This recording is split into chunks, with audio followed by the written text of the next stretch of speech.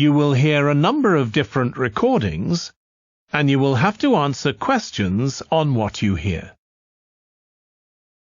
There will be time for you to read the instructions and questions, and you will have a chance to check your work. All the recordings will be played once only. The test is in 4 sections. At the end of the test, you will be given 10 minutes to transfer your answers to an answer sheet. Now turn to Section 1.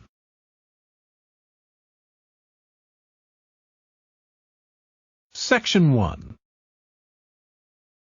You will hear a telephone conversation between a woman who is looking for a job and a man from a company that organizes cycling holidays. First, you have some time to look at questions 1 to 6.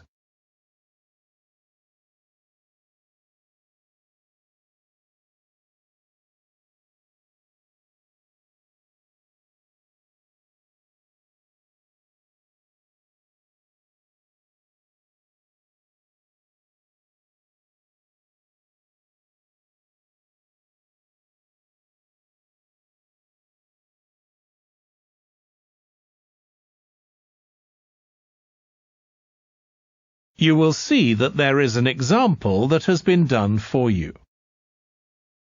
On this occasion only, the conversation relating to this will be played first. Hello, Pembroke Cycling Holidays. Bob speaking.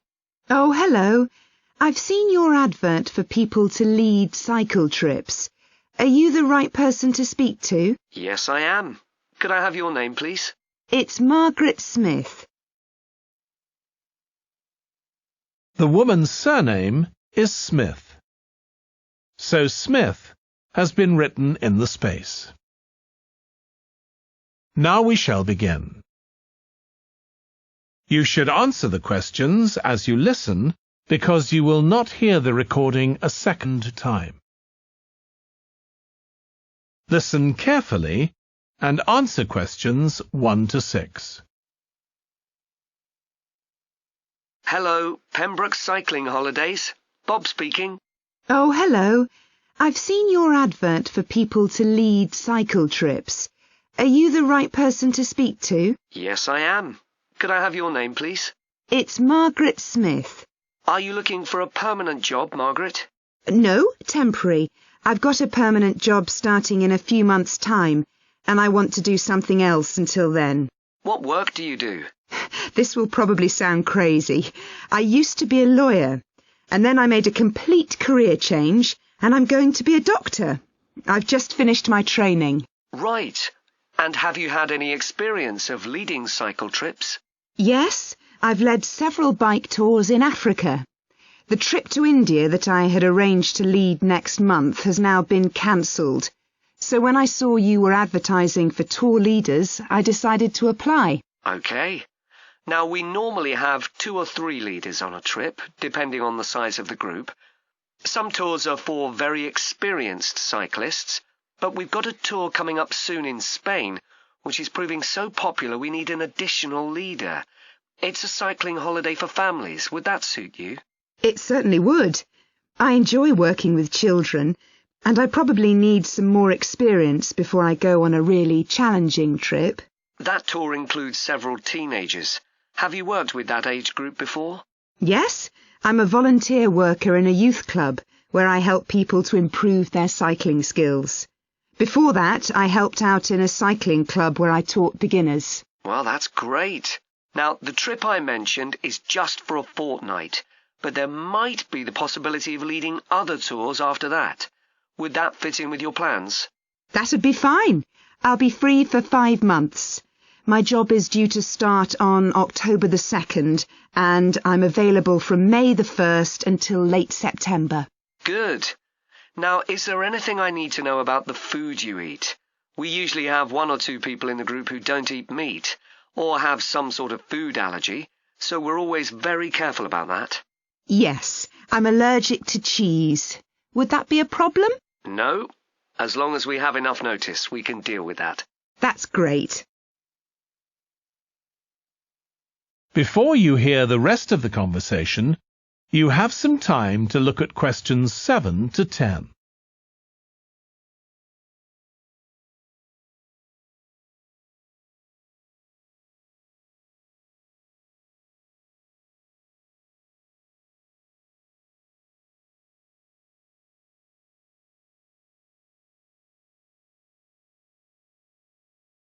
Now listen and answer questions 7 to 10. It sounds really interesting. Would you like me to fill in an application form? Yes, please. Where should I post it to? Could you send it to 27 Arbuthnot Place, Arbuthnot Place, Dumfries? And what's the postcode, please? DG7 4PH. Was that P Papa or B Bravo? P Papa. Got that. If you could return the application form by Friday this week, we can interview you on Tuesday next week. Say 2:30? Would that be possible for you? Yes, it's fine. You're quite a long way from where I live, so I'll drive over on Monday. Should I bring anything to the interview? We'll have your application form, of course, but we'll need to see any certificates you've got that are relevant in cycling, first aid, or whatever. OK. And at the interview, we'd like to find out about your experience of being a tour guide. So, could you prepare a 10-minute talk about that, please? You don't need slides or any complicated equipment, just some notes. Right. I'll start thinking about that straight away. Good. Well, we'll look forward to receiving your application form and we'll contact you to confirm the interview. Thanks very much. Thank you, Margaret. Goodbye. Bye. That is the end of section 1. You now have half a minute to check your answers.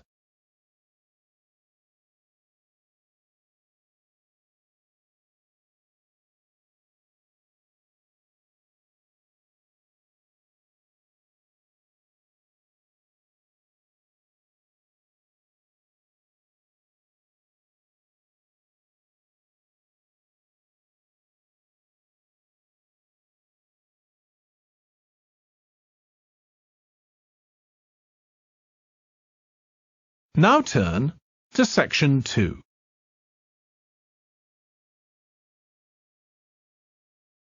Section 2. You will hear a podcast about an area called the Sheep Market in a New Zealand city. First, you have some time to look at questions 11 to 14.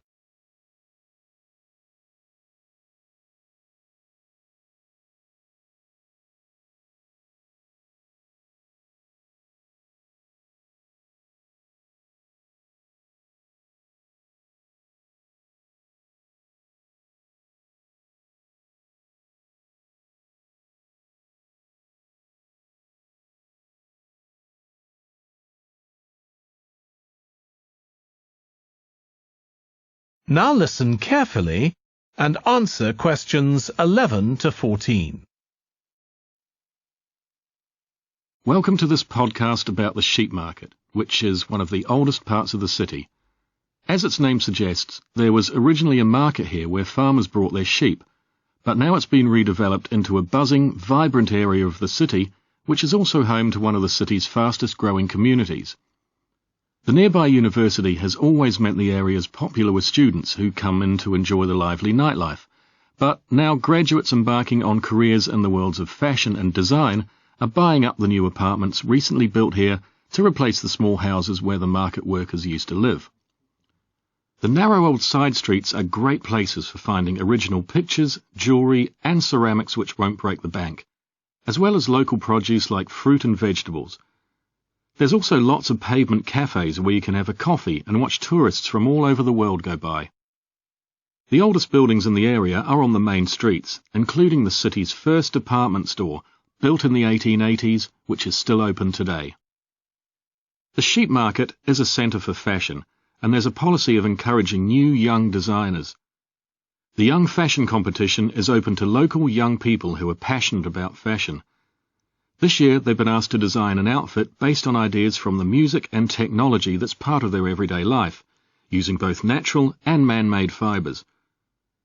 The garments will be judged by a panel of experts and fashion designers, and the winning entries will be modelled at a special gala evening. Parking at the sheep market is easy. There are plenty of pay and display car parking spaces on the roadsides, which are fine if you just want to stay for an hour or two. But if you want to spend the day there, it's better to park in one of the 4 underground car parks. It's not expensive, and if you can present a receipt from one of the local stores, you'll not be charged at all. After 6 p.m, many of the car parks have a flat rate which varies, but it is usually very reasonable. Before you hear the rest of the podcast, you have some time to look at questions 15 to 20.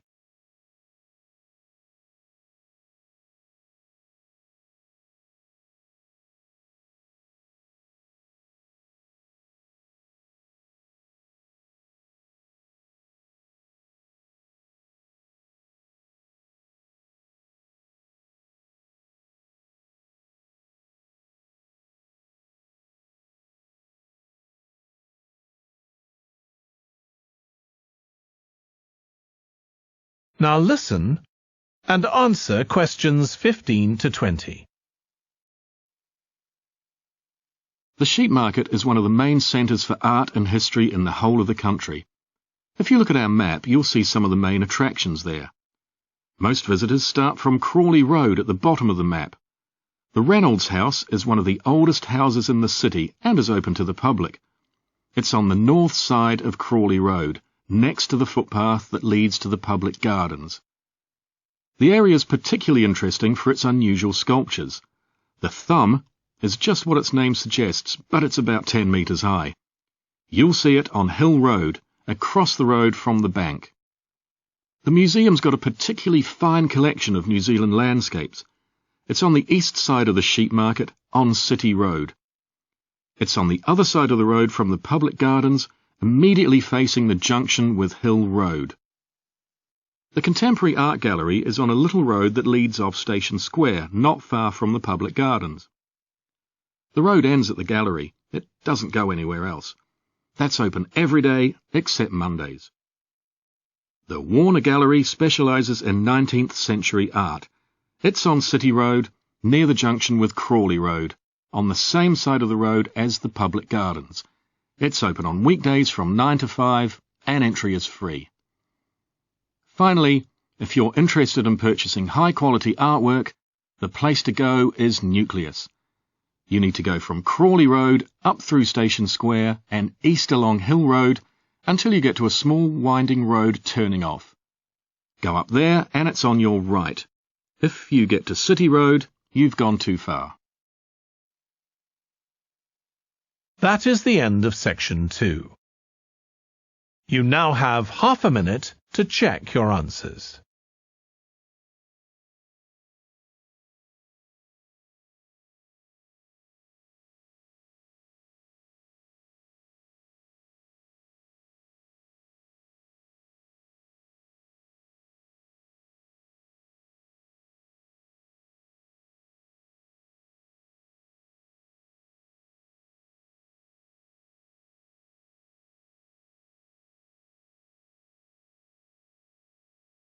Now turn to section 3.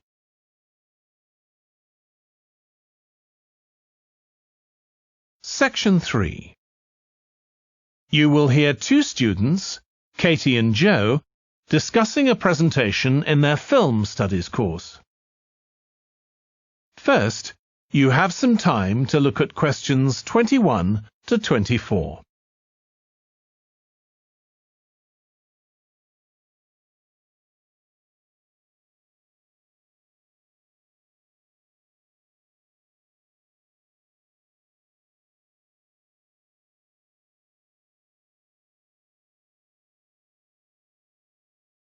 Now listen carefully and answer questions 21 to 24. Joe, you know I'm giving a presentation in our film studies class next week? Yes. Well, could we discuss it? I could do with getting someone else's opinion. Of course, Katie. What are you going to talk about? It's about film adaptations of Shakespeare's plays. I've got very interested in all the different approaches that film directors take.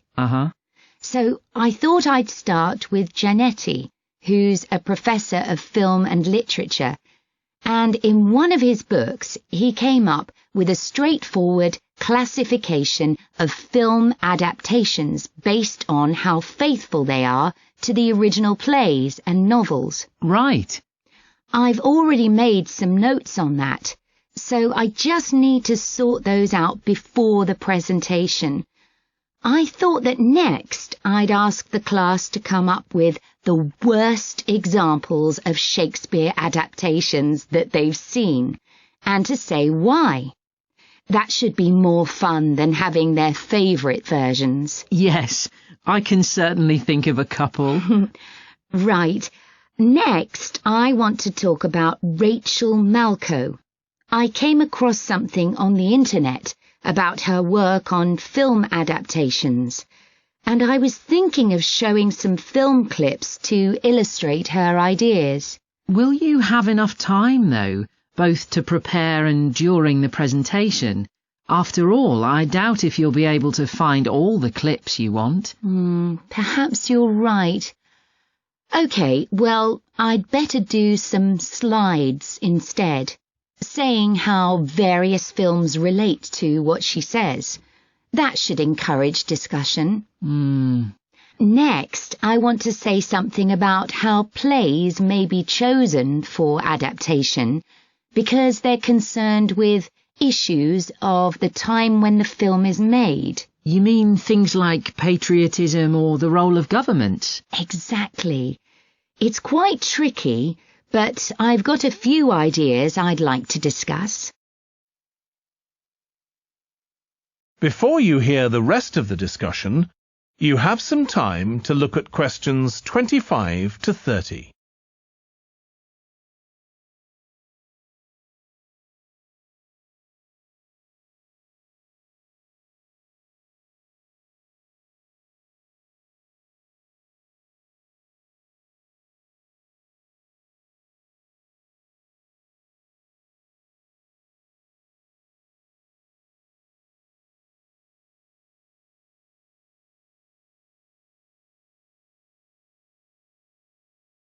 Now listen and answer questions 25 to 30. And finally, I want to talk about a few adaptations that I think illustrate a range of approaches and make some comments on them. Do you know the Japanese film Ran? I haven't seen it. It was based on Shakespeare's King Lear, wasn't it? That's right. It was a very loose adaptation, using the same situation and story, but moving it to 16th century Japan instead of 16th century Britain. So, for example, the king's daughters become sons, because in Japanese culture at that time, women couldn't succeed to the throne. OK. I hope you're going to talk about the 1993 film of Much Ado About Nothing. I think that's one of the best Shakespeare films. It really brings the play to life, doesn't it? Yes, I agree. And I think filming it in Italy, where the play is set, makes you see what life was like at the time of the play. Absolutely. Right. What's next? Next, I thought Romeo and Juliet, the 1996 film, which moves the action into the present day. Yes, it worked really well, I thought, changing the two feuding families in the original to two competing business empires, even though they're speaking in the English of the original play. You'd expect it would sound really bizarre, but I found I soon got used to it. Me too. Then I thought I'd include a real Hollywood film, one that's intended to appeal to a mass commercial audience. There must be quite a number of those. Yes, but I've picked the 1996 film of Hamlet. It included every line of the text, but it's more like a typical action hero movie. There are loads of special effects, but no unifying interpretation of the play. All show and no substance. Exactly. Then there's Prospero's books, based on The Tempest. That was really innovative from a stylistic point of view. Didn't it include dance and singing and animation as well as live actors? Yes, it did. I also want to mention Looking for Richard. Did you ever see it? No, but I've read about it. It was a blend of a documentary with a few scenes from Richard III, wasn't it? That's right. It's more a way of looking into how people nowadays connect with the playwright. The play is really just the starting point. And that'll be where I finish. Well, it sounds as though it'll be very interesting. That is the end of section 3. You now have half a minute to check your answers.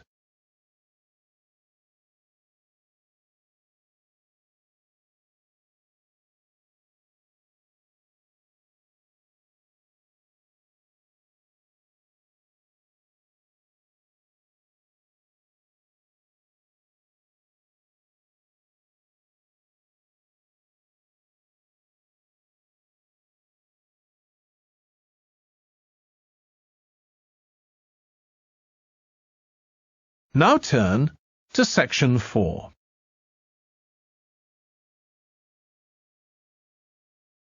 Section 4. You will hear part of a lecture about noise in cities.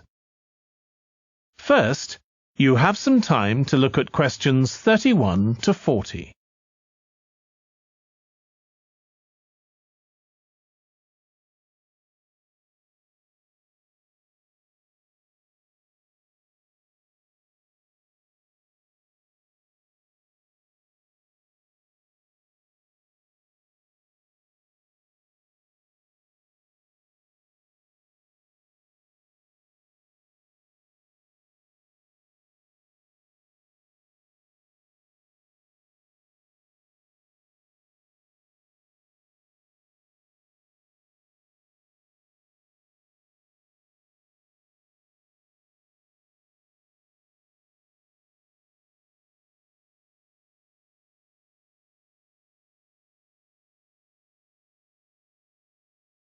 Now listen carefully and answer questions 31 to 40.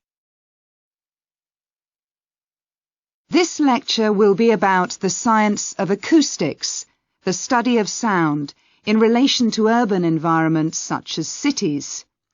As an acoustic engineer myself, I think this is an area where we're likely to see great changes. In the past, researching urban soundscapes was simple. We measured levels of sound in decibels, so I used to take my sound meter and I measured the noise somewhere, and then I might ask a sample of people to say at what level the sound became annoying. With data like this, acoustic engineers have been able to build up what we call noise maps, maps of the sound environment. But actually, these aren't a lot of use. What they do show is that the highest noise levels are generally on roads. Well, that's not really very surprising. But there's quite a lot going on that these maps don't show, because they can't capture the complex way that sound varies over time. So they ignore important issues such as the noise someone might hear from the open windows or gardens of their neighbours. And this sort of noise can be quite significant in summer. We don't have any databases on this sort of information. As well as that, these records of sound levels take no account of the fact that people vary in their perceptions of noise. So someone like me with years of working in acoustics might be very different from you in that regard. But anyway, even though these noise maps are fairly crude, they've been useful in providing information and raising awareness that noise matters, We need to deal with it, and so it's a political matter. And that's important. We need rules and regulations because noise can cause all sorts of problems. Those of you who are city dwellers know that things go on 24 hours a day, so city dwellers often suffer from interrupted sleep. It's also known that noise can lead to a rise in levels of stress due to physical changes in the body affecting the composition of the blood. And there are other problems as well. For instance, if school children don't have a quiet place to study, their work will suffer. Now, one problem with decibel measurement is that it doesn't differentiate between different types of noise.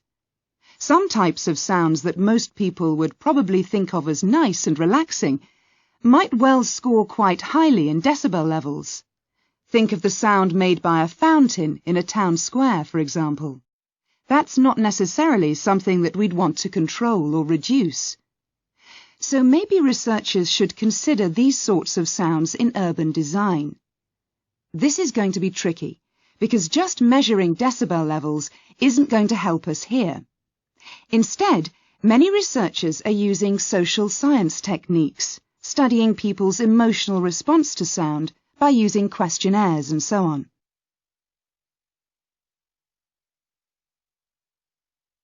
So what exactly do people want to hear in an urban environment? Some recent interdisciplinary research has come out with results that at first sight seem contradictory. A city needs to have a sense of activity, so it needs to be lively, with sounds like the clack of high heels on a pavement or the hiss of a coffee machine. But these mustn't be too intrusive, because at the same time we need to be able to relax. One of the major problems in achieving this will be getting architects and town planners to use the research. Apart from studying the basics of acoustics, these people receive very little training in this area. But in fact, they should be regarding sound as an opportunity to add to the experience of urban living, whereas at present they tend to see it as something to be avoided or reduced as far as possible, or something that's just a job for engineers, like the street drainage system. What's needed is for noise in cities to be regarded as an aesthetic quality, as something that has the qualities of an art form. If we acknowledge this, then we urgently need to know what governs it and how designers can work with it. We need to develop a complex understanding of many factors. What is the relationship between sound and culture? What can we learn from disciplines such as psychology about the way that sound interacts with human development and social relationships, and the way that sound affects our thoughts and feelings? Can we learn anything from physics about the nature of sound itself? Today's powerful technologies can also help us. To show us their ideas and help us to imagine the effect their buildings will have, architects and town planners already use virtual reality, but these programs are silent. In the future, such programs could use realistic sounds, meaning that soundscapes could be explored before being built. So hopefully, using the best technology we can lay our hands on, the city of the future will be a pleasure to the ears as well as the eyes.